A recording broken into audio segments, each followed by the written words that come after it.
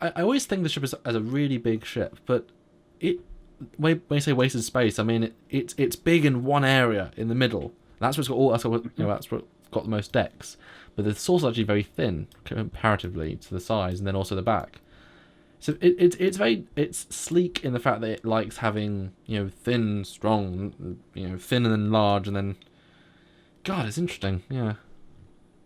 It's it goes back to the Japanese aesthetic. Like Japan is a country of like extremes. Hmm. You got the wild nightlife with all the neon white, flashy lights, and then you got the quiet. You Hmm. think of the temple in the middle of nowhere where the guy's making a sword, and it's this kind of has that. It's got so much room and potential, but they waste it all and make it spindly and not a lot of room. It's kind of a weird ship that way. It's both extremes. It's It's big, but it's not got a lot of room. it's fascinating. It is. It's fascinating. All right, so let's move on to the next picture. And this is Enterprise B. Yes. We thought we'd include it a little bit. We have done a full episode with John. We might have to do a full mission briefing on this ship. What do you think? Talk about the Oh, differences. absolutely. So let's just briefly skim. I like it. That's my summation. Mm-hmm. Cool. Some nice additions. It actually beefs it up a little in my eyes, and I like this one a little bit better. So good job there. Yeah, and the two Eaglemoss models, this is the far superior. But I think we'll do a mission briefing. And I think there's a 3D model out there that we can grab, which is very, very detailed, and we can talk about that one. So that's our little tease for Enterprise B. Next. Huh. What is this, Stuart? Because something's wrong with this one. This isn't the Excelsior, I don't think. I just realized that shuttle bay at the back is way differently configured. Yeah, this well And we it's did. more angly and shorter neck. And Yeah, we did actually look at this. Obviously, we look at these things beforehand. And this is one you put in. And I said to you when we started, wow, all the shapes are wrong. Because the neck is the wrong size, the back is the wrong size, the shuttle bay is bizarre, the connection point is wrong, and there's a picture later on that shows. This feels like, hey, we've seen the one frame from the movie, and we need to make diagrams based on it. Okay, let's guesstimate. now And this looks like a totally different ship because, well, first of all, it's NCC 2001. It's got an extended shuttle bay. If you look where the attachment point is for the nacelles to the secondary oh hull, yeah, very they've different. got they've got mega Oh, phasers. So this would be after Star Trek 3, probably like immediately after. Kind of like when the Miranda was still the Avenger class, right. mega phasers. It says type heavy cruiser space control ship. Um, Yeah. So I think it's a variation of the Excelsior design. The NCC 2001 is the USS Ingram. So I don't know if this is the Ingram class, because I think maybe they did a bunch of experimental prototypes with different features. Because if you go to the next picture real quick, it shows it from the top. mm, And if you'll notice, the mega phasers on the side sticking out of those nacelles, mm. they have little arrows. So I don't know if they're retractable. Well, seriously, they have arrows there. Do you not see them? Oh yeah, I see them. That's why I'm laughing. I don't know if they need to like move them further away to fire them because we know that mega phasers draw directly from the warp core, and they're very Yeah. powerful. So I don't know if that's interesting. So this could be I mean, you've got the 2000 NX, the experimental. Well, what's the ship after that? Maybe it's the heavier duty one. I mean, hey, bigger shuttle bay, I'm totally for that. And mega phasers, why not? Uh, the saucer feels more like the Connie a bit. The bridge module is much closer, And but the impulse is very this one, different. Huh. I was just going to say this one has a different impulse crystal design. It's radical. I mean, the top's radically different. I mean, it's all the shapes are different and thinner and it's interesting. Huh. Well, okay, go back to the side one for 1 second. Do you Yeah, prefer this?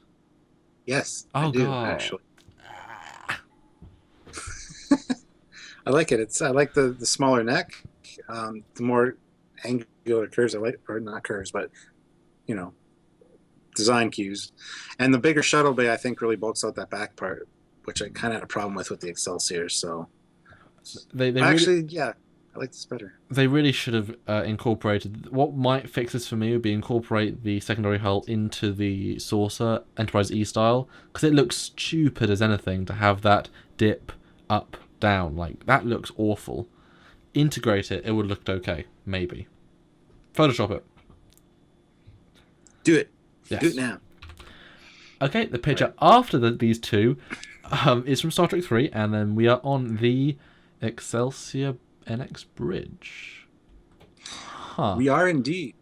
With the very TOS-like computer displays. Very colorful, very flashy lighty, which is kind of not the motion picture aesthetic that we've come to know and love from the Enterprise. Mm-hmm. So I don't know if there's... This is supposed to be the newest, most experimental ship, and that's what they have? Well, to be fair, well, no, it doesn't make sense. Yeah, it's... I mean, this set, I think we talked about this in the other Federation bridges. This is clearly, they just put something together. They just said, right, this is the idea of the bridge. Let's just get a room, put some consoles, put 2 consoles, make it silver, make them flashy lights. There's no real thought put into this.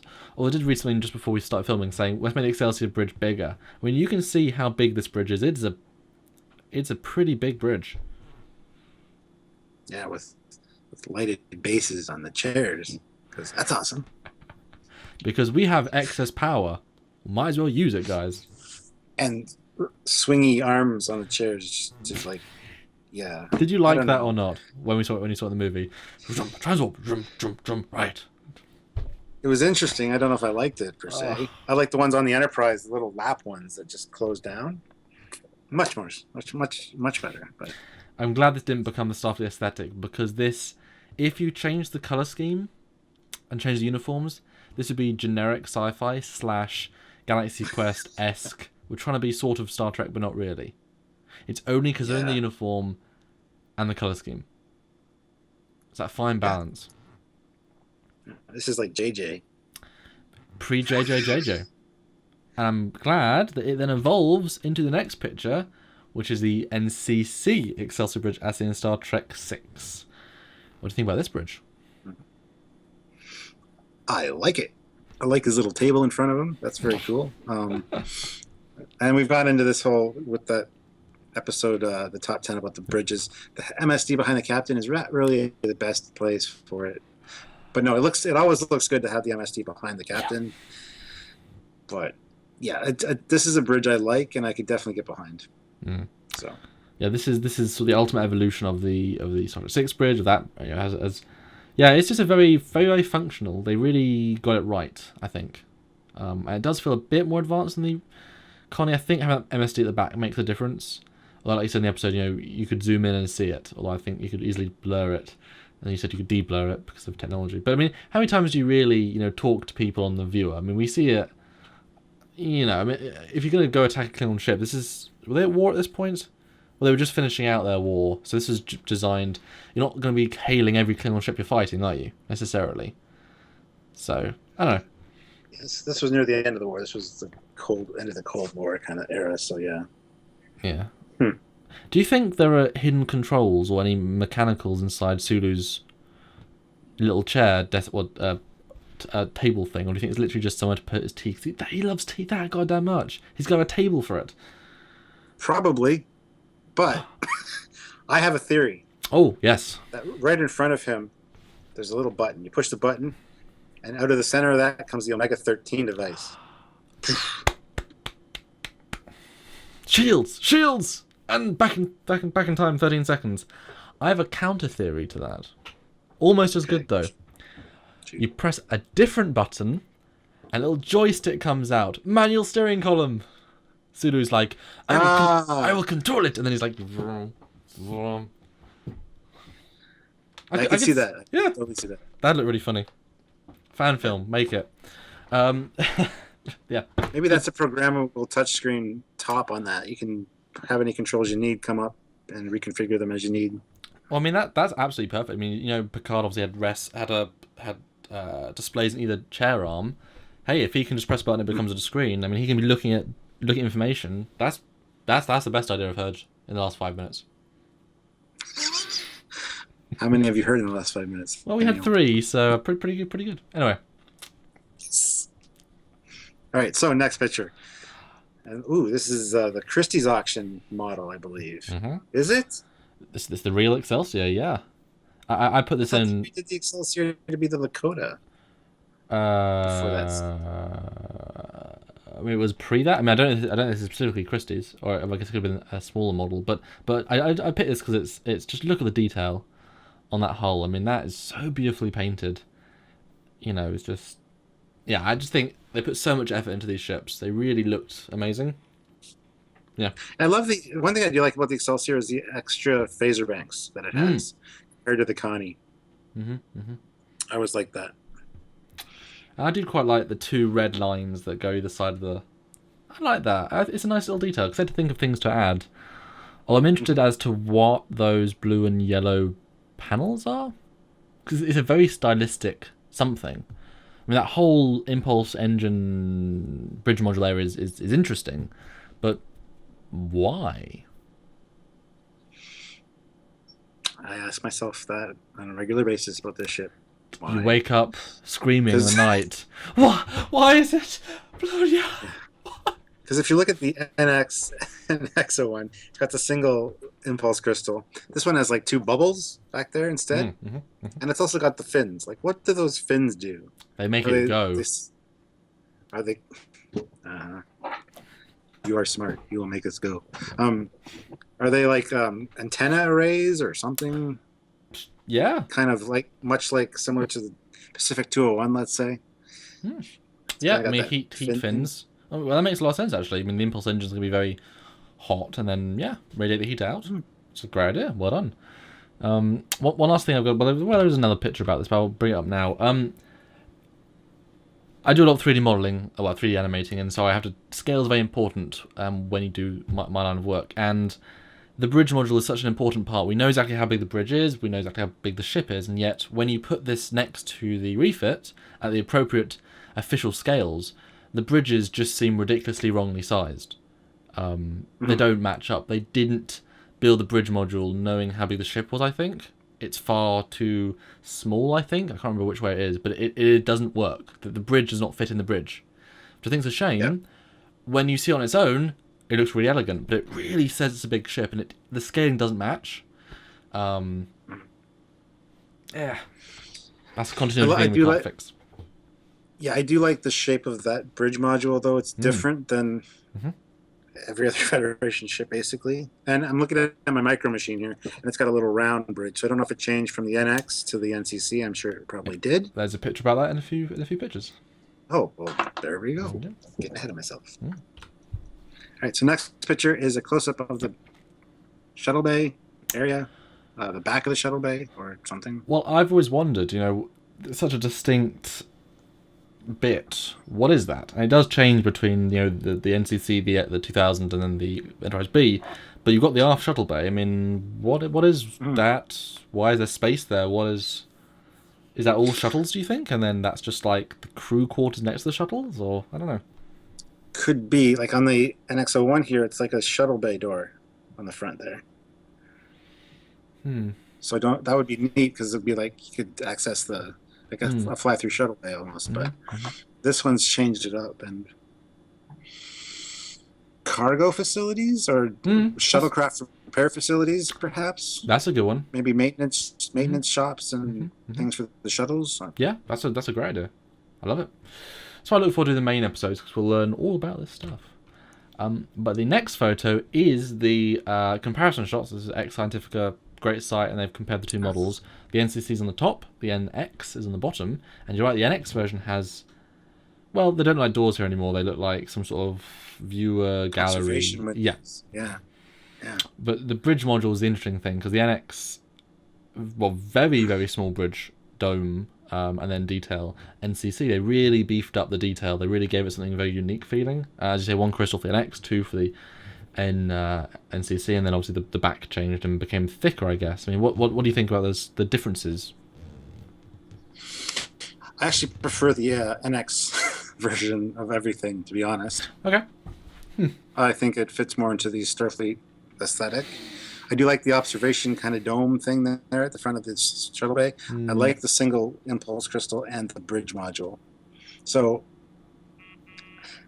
The bridge module on NCC 2000 looks a lot like a Sovereign class almost, or because it looks like it has an observation or conference room at the back with the windows, and I'm not really a fan of that. Like, it looks great for next generation ships, but on the Excelsior, I can understand maybe in the next generation era when they've upgraded a little bit more. But for the Sulu era, I'm not sure about. Like, I don't know. I prefer the NX. Yeah, I mean, great points. I do prefer the NCC because it has more of a character, but I absolutely get what you're saying there. Absolutely. Well, I'm thinking, one cool thing about the refit bridge module is it has a docking port, and it also sets scale. No docking port on the NCC. Well, the Excelsior. Interesting. All right, so the next picture is a scale chart. Probably early TNG era by the looks of it, because they did have the Excelsior still then, so it makes sense to show the sizes and all that. This is done by our good friend Andrew Probert, and this is obviously, I'm trying to fit in the ambassador class. It might be his official diagram. I think it is his official diagram, I should say, to mix the two. But it shows an interesting scale. I mean, like I said at the start of the show, it's so much bigger than the refit. Like a saucer bigger. But then there's nothing to the D, which is just almost another saucer bigger sort of thing. But what do you think scale-wise? Because you never really get to see it so much in context. But what do you think? Well, that's kind of the size that I thought it was, just watching Star Trek 3 as a kid. Nice progression size-wise, I think. Now, one thing, before we kind of get off the size topic for 1 second, one thing I like about this version of the Excelsior that he's drawn here is the strut, how it's kind of angled. Looks much better than the straight one. And it actually makes it look overall a lot better to me, because it matches the angle of the neck. And I think that ties it together more. And if they had that, I think I might have liked the ship more, because that looks looking good to me. Yeah, it links in better with the C and the D, absolutely. Huh. Yeah. Nice. I didn't even see that. Nice catch.